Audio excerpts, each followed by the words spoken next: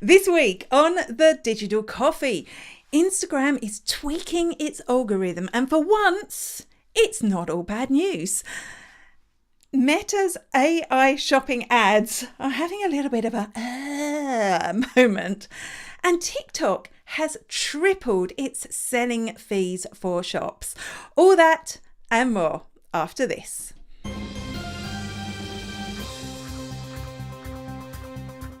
Good morning, and welcome to the Digital Coffee. This is your weekly dose of digital marketing and social media news for small business. I am Amanda Webb. If we haven't met before, I am a digital marketing ROI trainer, consultant, and mentor. What does that mean? It means that I help businesses just like yours get a better return on investment, get more profit from the time, the energy, and the cash that you're spending on your business. And that all starts with analytics. So Google Analytics is my bag. So that's me. I'd love to know more about you. I am grasping a coffee cup because this is, after all, the Digital Coffee. It's a coffee break. But because it's digital, my mug has nothing in it. It's completely empty because digital coffee doesn't actually exist. I will be grabbing a coffee as soon as I finish the show. So I'd love to know what's in your cup. I'd also love to know where in the world you're watching from. And just if you were expecting our after show, the extra shot, we're on a little bit of a break for a little while. So it will be back at some stage and I'll let you know. But I need to grab all my things and we need to get on with the news. Hello, this is Simon Hodgkins, and you're watching The Digital Coffee with Amanda Webb. Smaller Instagram accounts will get more reach with the new algorithm, with the new update from algorithm. I can't speak. You know what I'm trying to say, right? Smaller Instagram accounts are going to get more reach with a new algorithm update from Instagram, which is amazing news because traditionally, the accounts that got the most reach, maybe not the most reach compared to followers, but the most reach in general were the big accounts, the accounts with hundreds of thousands or millions of followers, and also accounts that reposted other people's content.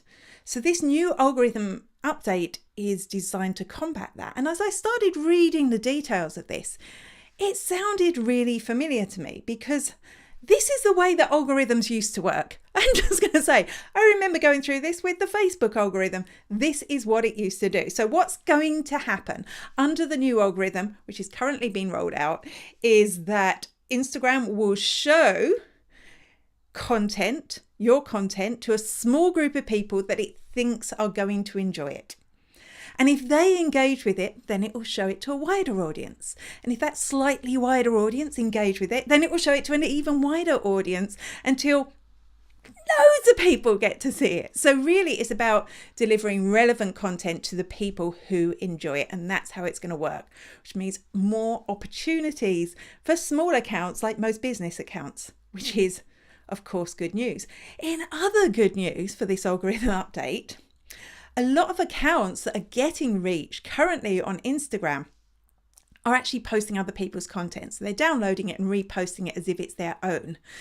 So something else that's going to happen is that Instagram will identify the original, I guess by the timestamp when it was put up. And that's the one that they're going to push out. So those sites that aggregate just content from loads of other people, they're going to lose all their reach and the originator will get it. In fact, they're going to tell the person who actually, that is the right one. It is the right one. They're going to notify the person who created the original content is, hey, we found this. This is the original. So this is the one we're going to push out. Can't say a bad thing about that, really, can I? No. Hello to Hannah. I need to put my glasses on because my eyesight's got so bad. I can literally just see a fuzz of my face. Always coffee. I just can't wait for my coffee this morning. It's been one of those weeks. I think because the sun didn't bother to come out. I know you're further up north than me, Hannah, so maybe you got some of the Irish sun which decided to stay up north. That's my expression about the weather. Anyway, I've got more news to tell you. Let's move on. Good morning, good afternoon, and good evening. This is Jeremiah J. Man Monero with J-Man Speaks from New York, and you're watching Digital Coffee with Amanda Webb. Make it a great day. Some advertisers on Facebook are reporting a glitch with Meta AI shopping ads, Meta AI shopping advantage ads. Now, these are pretty amazing. They're powered by AI. They will pull out the right products. They do a whole lot of stuff for you, which means the ad creation process is simple. And they keep tweaking themselves. They're supposed to be, you set them up and they keep running. They're great for retailers. They have been great for retailers, but not so much anymore because there have been glitches reported. It started on the 14th of February on Valentine's Day when a lot of people reported that their ads were overspending. So they were spending really fast, but they were overspending the account spend, which, would be great if it was making sales. You wouldn't buy so much, but apparently not resulting in lots of sales. So that's the first time it was there. Meta put their hand up, said, yeah, this is a problem, gave some people their money back, fine. But it's been happening again and again and again. Now, some people are saying this isn't just Advantage Plus AI ads. A lot of the AI tools seem to be malfunctioning and overspending budget, which of course is not good news. I mean, AI isn't perfect just because it's artificial. And I think sometimes I'm a little bit glad that it's not as good as we think it is. Just because it's artificial intelligence, it doesn't mean it's cleverer than us yet. So there is that relief. So what should you do? What should you do? Well, firstly, if you're running these campaigns and you've had no issues, that doesn't mean you should stop. But what I would do is keep a real keen eye on them and keep your finger over that pause campaign button. So if you do see any anomalies, that you can stop it before it starts spending. So the sort of things that are happening is it's spending all your budget in a very short period of time in the day. So that's something to look out for and just watch to see if those costs are escalating.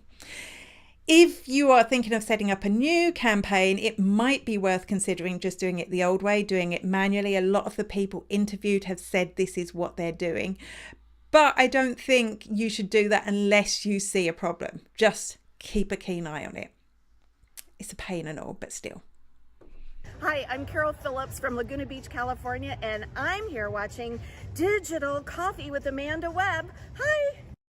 TikTok is one of probably the only social network that is still really focused on shopping. And you know what? It's working for them. I'm sure you've accidentally bought something on TikTok if you look at TikTok. I try not to look at TikTok because TikTok is highly addictive and I never have enough time anyway. But it is working. But there was a problem because when they started out, they made seller fees really low to attract lots of businesses in, lots of small businesses. And we know TikTok is great for this, for little gadgets that do things, little quirky things. So the fee was initially 2%, which is great, got lots of people in. But they have recently tripled that to 6%. Still not awful though, I have to say, still not as big as what you might be paying on Amazon. And they plans to change that to 8%. So if you are a retailer and you're selling your little quirky object there, suddenly your margins are really getting cut, particularly if you're running ads as well, if you're paying creators to kind of push out that content. I mean, and plus, of course, the cost of actually running your business on top of that, it can be a bit of a hit. So what's going to happen? We've seen this happen before. If you're as old as me, you'll remember when Google Ads used to be cheap and people were selling loads of stuff through Google Ads. The smart marketers will adapt because we all know it's not about a single sale. And that's the problem with a lot of those gadgets. People are only ever going to buy them once. It's about, building a funnel, building lifetime value in your customers, making sure that you're creating lots of things that people want to buy, getting them onto an email list. All of these things you can do with your ads instead of just relying on that one sale that you're going to make. And the second thing that's going to happen is a lot of these small businesses are going to leave. They're going to go elsewhere to try and sell their products. It's not as easy as it used to be, which will leave a space which we're going to see larger companies inhabit, which is a bit of a downer, really. We like to see lots of small businesses emerging, but I suppose the smart ones will adapt.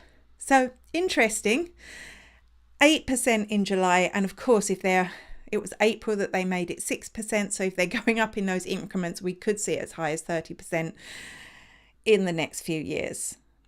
But hey, nothing good lasts forever. Enjoy it while it's there. I'm Esther. And I'm Melanie. From the Monday Morning Marketing Podcast. And you're watching the Digital Coffee with Amanda Webb. If you are finding the ad costs for selling your products and your services are rising a lot, there is a new kid in town.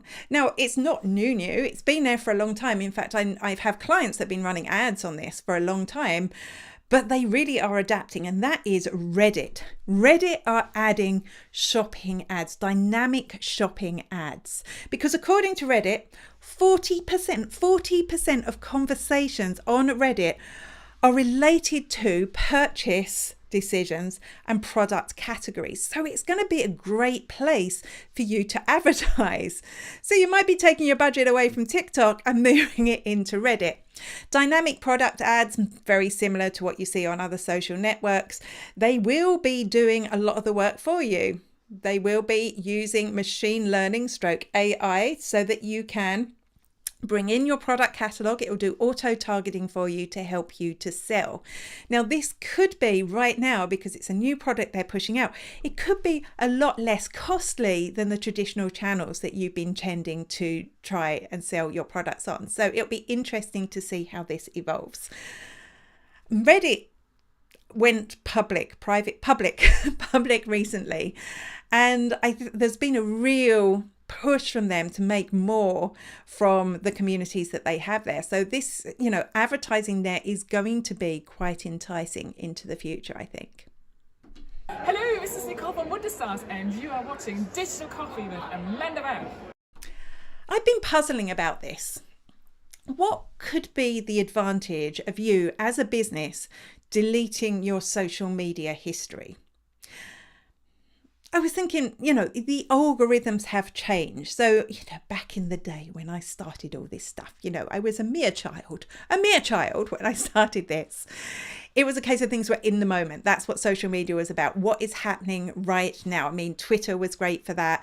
Instagram was Insta because you could see what was happening in the moment. It was kind of lovely way of bringing people together. But that's changed now. Algorithms throw up content that is old. And we saw the latest LinkedIn algorithm update saying it was going to bring up old content.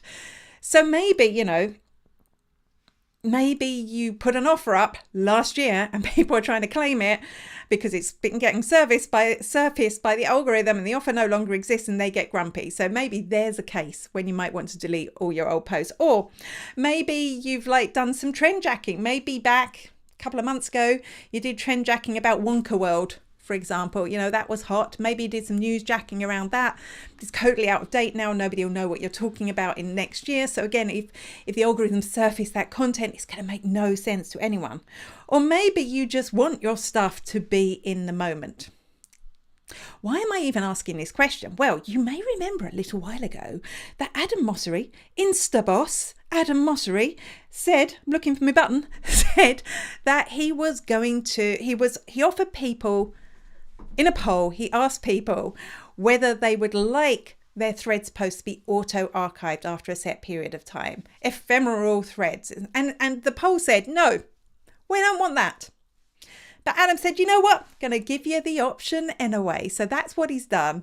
It's rolling out in beta now that you will be able to auto-archive posts.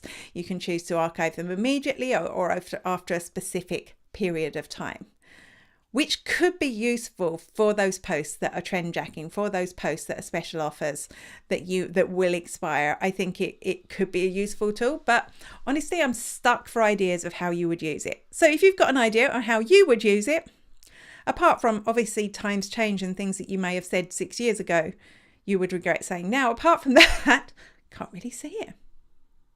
Hi, Sasha Lydia from Think Outside the Bot, and you're watching the Digital Coffee with Amanda Webb.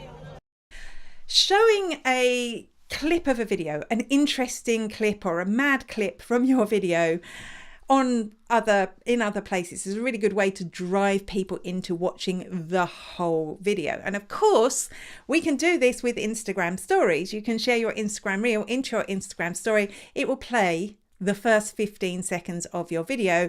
And if that's interesting and compelling enough, people will click through and they'll watch the rest of it.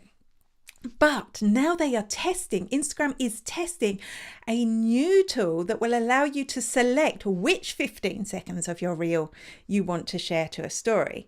So this could be good if there's several like humorous or funny, or humorous and funny, same thing, Amanda, same thing, humorous or interesting or startling facts that you want to share. That would be a really good way to get people in. So if you find those sections of your video. However, the first 15 seconds of your video are the most important 15 seconds, because if they're not good, people aren't going to watch the rest of your video. So in the most cases, that first 15 seconds is the most important, the most compelling part of your video anyway. I can see Katie has joined us over on Facebook. So just a big hello to me. I'm just going to say that Hannah had to rub in that the sun is shining and it's a glorious day here. Yeah, sun hasn't come to Athy in County Kildare since Sunday. Hi, Katie. Great to see you. Yes, the realtor story. I'm excited to see how that pans out. I think that's a really good piece of news. I hope it's sunny where you are too. This is Making Sang, first name Making, from the firm Creator, and you have been watching the Digital Coffee Show with Amanda Webb. Both Messenger and the Google phone app are working on, or have launched even in beta phase, sound emojis. Now, how these work is you will go into an emoji menu that looks like your regular emoji menu. You'll know it's for sound though. It will tell you that. You'll go in and you'll click one and it will make a noise. So like, woohoo, woohoo, or applause, or crying, laughing noise. I think this is kind of cool. Firstly, I was like, why? So firstly, accessibility, that's great. So for people who are sight impaired, they're not able to see the context that you're adding with your emojis. So this will be a really nice way for people who can't see so well to understand the context that you're giving. Secondly, when I started to think about it, is people are really getting into their audio. I mean, I know YouTube thinks podcast is all about videos, but we know, right? We just still listen to them, right? That's what we do. Audio is big. And then there's things like X Spaces, which sounds like your X is in a space. Twitter Spaces, can I just call it that? Or there's things like LinkedIn Audio, which is where myself and May King often record our live podcast. On a pause, by the way, just in case you're looking for it today. Those are big. So and sounds in TikTok, right? And in Instagram, that's where all the magic comes from, is that. So, but this confuses me, because don't we all use is it just old people? Is it just Gen X like me? Nothing to do with Twitter, by the way. Is it Gen X that just walk around with their phones on silent all the time? Because I do. And we know people watch videos with the sound off. Are we turning into a sound on generation? You know the way people are sending you voice messages on WhatsApp or Messenger instead of typing? Maybe we're moving into an audio world. Just a thought. That is it. I can see we've more comments from Katie. It is good to see you here. She says it's raining. I hope she's not just being nice. Chucking it down. Yeah. I think we've had a 5-minute pause from the rain. I think we have.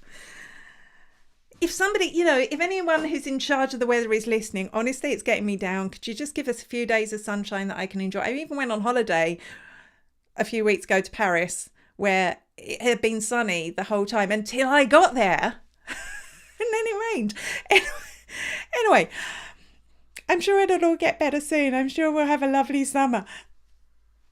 That's all for this week. I will be back, same bat time, same bat place next week. Until then, send me that sunshine. Until then, bye-bye.